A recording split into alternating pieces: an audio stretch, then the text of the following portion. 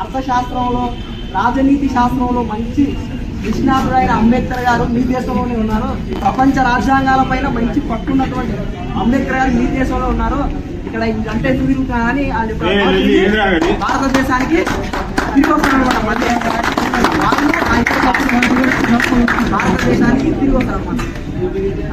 దాన్ని బట్టి అంబేద్కర్ గారి జ్ఞానం ఏందో మనం తెలుసుకోవాలి. ఇంకోటి డ్రాఫ్టింగ్ కమిటీలో 7 సభ్యులు ఉంటారు మొత్తం. దాని కమిటీ అన్ని 22 కమిటీలు ఉంటాయి మొత్తం భారత రాజ్యాంగంలో. ఆ 22 కమిటీల పని భారత రాజ్యాంగం రాయడం కాదు, రాష్ట్రాల సంప్రదింపులు తీసుకోవడం, రాజ్యాంగ సలహాని ఇట్లా ఉంటాయి తప్ప పూర్తిగా భారత అతిపెద్ద కమిటీ డ్రాఫ్టింగ్ కమిటీ, ముఖ్యమైన కమిటీ ముసాయిదా కమిటీ.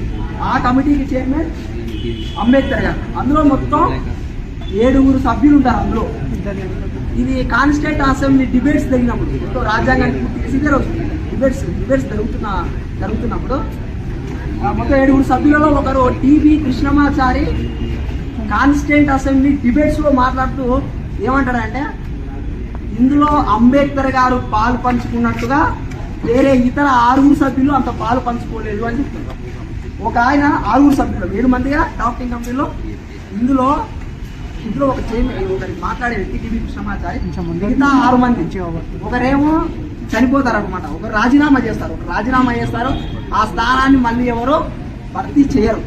ఇంకొకరేమో చనిపోతారనమాట. ఇంకొకరేమో ఆయన సొంత రాజకీయ కార్యకలాపాలలో బిజీ అయి ఉండి ఎక్కువ రాడు.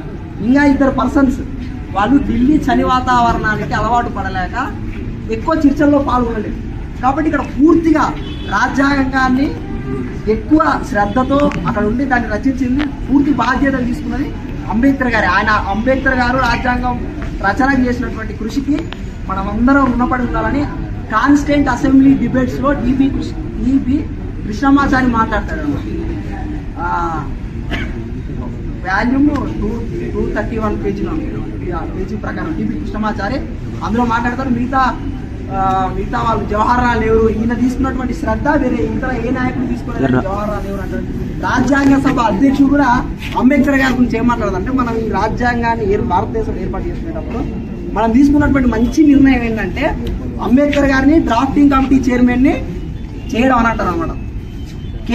డాక్టర్ కేవీ రావు ఆయన మనం అంటాం father of the Indian constitution Ambedkar గారు. Father of the Indian constitution మాత్రమే కాదు, mother of the Indian constitution కూడా అంబేద్కరే అని చెప్తారనమాట. కాబట్టి అంబేద్కర్ గారు రాజ్యాంగ రచనలో ఆయన తీసుకున్నటువంటి చొరవ కానీ ఆయన తీసుకున్నటువంటి శ్రద్ధ కానీ వేరే ఇతర ఏ సభ్యులు తీసుకోలేదన్నమాట. అట్లా బయట విమర్శ ఉంటుంది, అంబేద్కర్ గారు రాజ్యాంగం రాసారా ఇట్లాంటి విమర్శలు బయట కనిపిస్తూ ఉంటాయి అనమాట. ఎవరో అసలు దేనికి పనికిరాలో మాట్లాడుతుంటారు, అది పెద్ద పట్టించుకోకూడదు. ఎందుకంటే ఆయన ప్రపంచ మేధావి. Oxford school, Columbia university, economic school of England అట్లాంటి యూనివర్సిటీ పెద్ద యూనివర్సిటీలో చదివినటువంటి వ్యక్తి. కాబట్టి ఎట్లాంటి పరిస్థితుల్లో మనం అసలు సమాజానికి మన కులం ఏంది, మన తక్కువ జాతి అంటరాంతం, ఇట్లాంటి పరిస్థితుల్లోనే అంత పెద్ద కొలంబియా యూనివర్సిటీ అట్లాంటి యూనివర్సిటీలో చదివినటువంటి గొప్ప వ్యక్తి 3 సంవత్సరాల కింద కొలంబియా యూనివర్సిటీ 300 సంవత్సరాలు పూర్తి చేసుకున్న సందర్భంగా కొలంబియా యూనివర్సిటీలో చదివినటువంటి ఒక 100 మంది 200 మంది సభ్యులు అందులో ఇప్పటివరకు చదివినటువంటి వ్యక్తులను లిస్టు తీసుకుంటారు. అందులో బాగా నిష్ణాతులైన బాగా జ్ఞానాన్ని కలిగినటువంటి వ్యక్తులను ఒక 6 మందిని సెలెక్ట్ చేస్తారు. 300 సంవత్సరాలు పూర్తి చేసుకున్నందుకు కొలంబియా యూనివర్సిటీ. ఆ కొలంబియా యూనివర్సిటీ వాళ్ళు 3 సంవత్సరాల కింద 4 సంవత్సరాలు అనుకుంటా కింద సర్వే చేశారు. అందులో చూసినటువంటి మంచి జ్ఞానం ఉన్నటువంటి ఎవరు నాలెడ్జబుల్ పర్సన్స్ ఈ యూనివర్సిటీలో చదువుతున్నారు. అందులో 6 మెంబర్స్ని తీస్తే అందులో ఫస్ట్ పేరు అంబేద్కర్ గారి పేరు ఉంటుంది.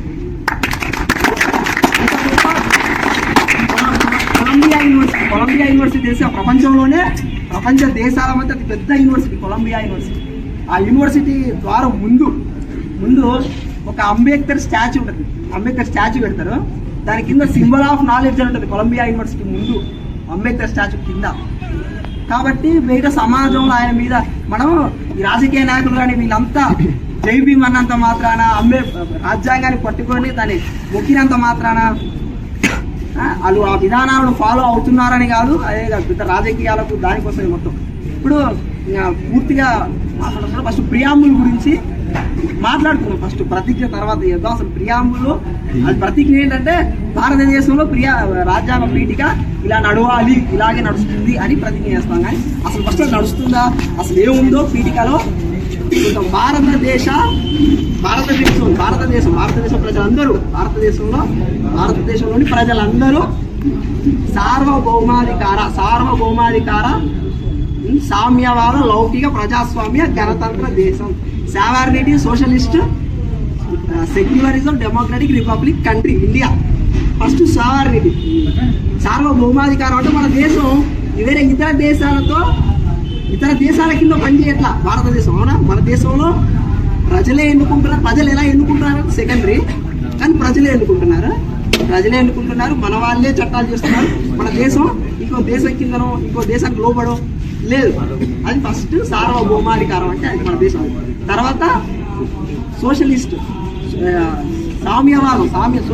సోషలిజానికి చాలా అర్థాలు ఉన్నాయి. కమ్యూనిస్ట్ సోషలిజం ఇట్లా.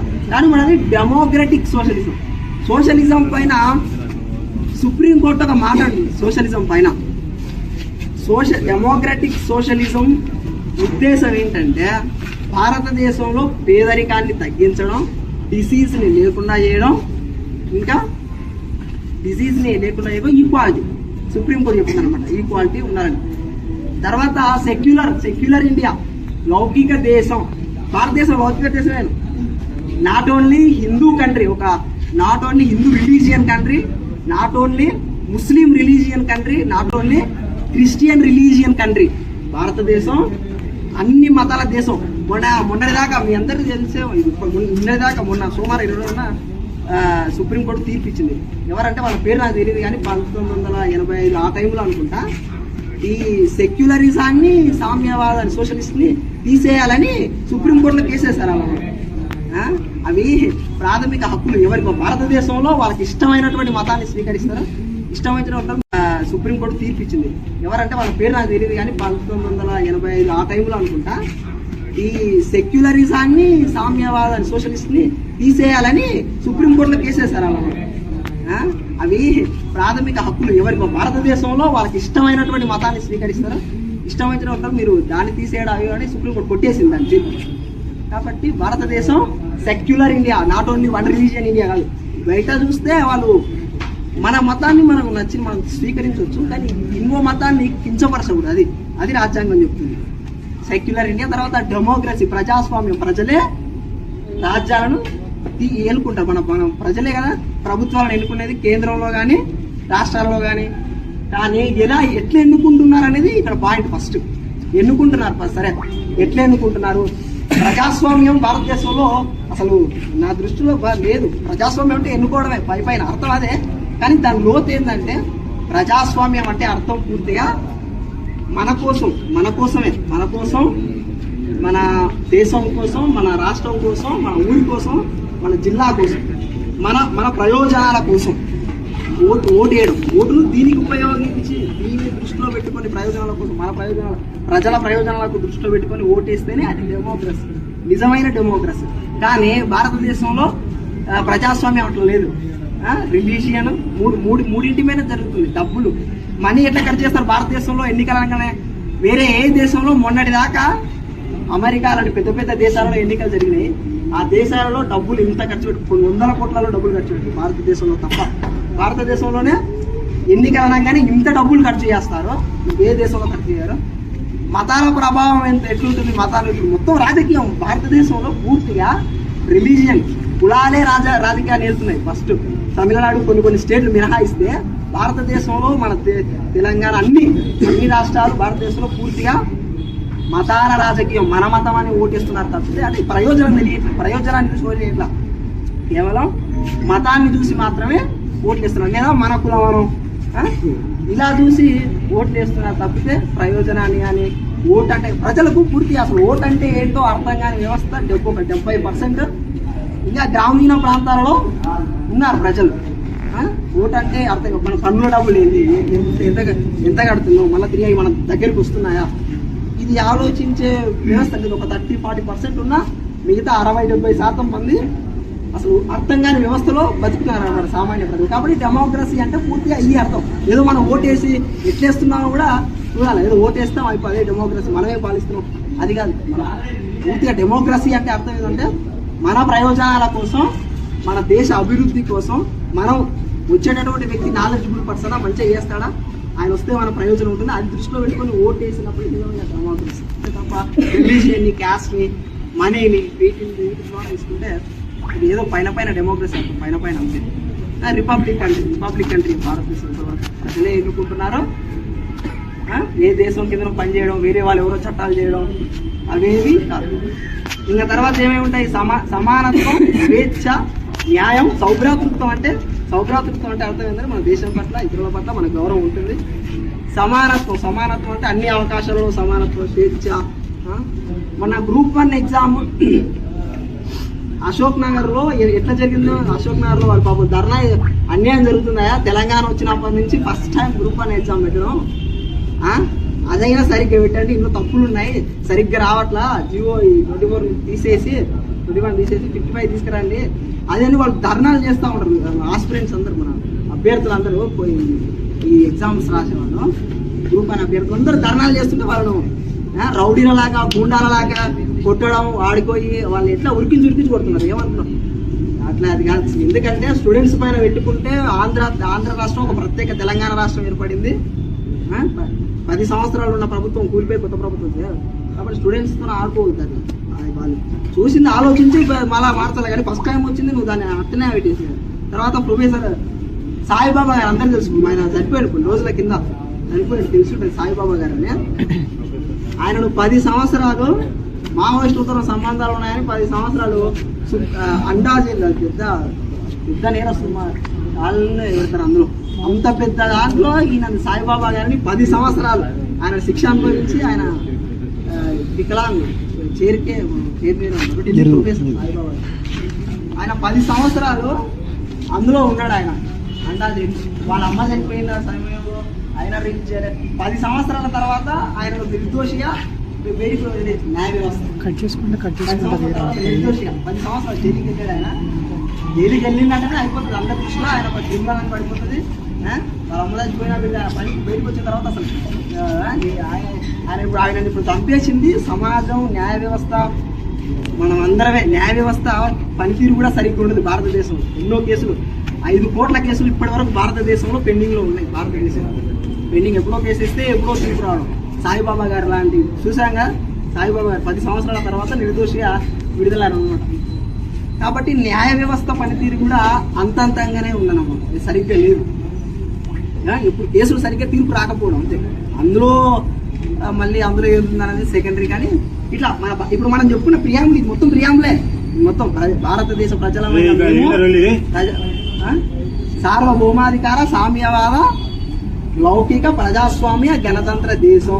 ఇప్పుడు నేను ఇందులో ఆల్మోస్ట్ అన్ని లొసుకులే చెప్పింటా, అన్ని సరిగ్గా లేవని చెప్పింటా. అంటే సరిగ్గా లేవంటే అర్థమైంది ఇక్కడ, భారతదేశంలో భారత రాజ్యాంగం పూర్తి స్థాయిలో అమలు కావట్లేదు అన్నమాట. అంబేద్కర్ గారు ఒక మాట అంటారు, భారతదేశంలో రాజ్యాంగం అమలు కాకపోతే, పూర్తి స్థాయిలో సామాన్యుడికి సైతం అది ఆ హక్కులు అవన్నీ అందకపోతే రాజ్యాంగాన్ని విమర్శించవద్దు, దాన్ని అమలు చేసే పాలకులను విమర్శించండి, రాజ్యాంగాన్ని విమర్శించొద్దు. కాబట్టి రాజ్యాంగం అది, కానీ దాన్ని అమలు చేసే వాళ్ళు మూర్ఖులు కాబట్టి అది సరిగ్గా అందరికి రాలేదన్నమాట, అందరికి స్థాయికి చేరలేదు. కాబట్టి మనం ఇంకా అంబేద్కర్ గారి గురించి చాలా మాట్లాడుకోవచ్చు, తర్వాత మాట్లాడుకుందాం. అంబేద్కర్ గారి వర్ధంతి, జయంతులు ఇవన్నీ వస్తుంటాయి కాబట్టి మహనీయులై మనం తర్వాత అన్ని మాట్లాడుకుందాం.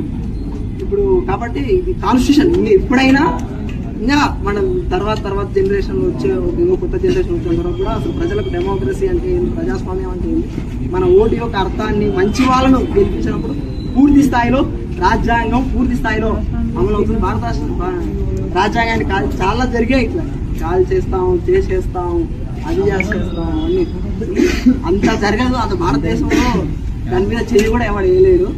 కాబట్టి ఇట్లా పూర్తి స్థాయిలో ఇంకా అమలు కావాలి, మంచి నాయకులు భారతదేశంలో రావాలని కోరుకుంటూ ముగిస్తున్నాం. జై భీమ్.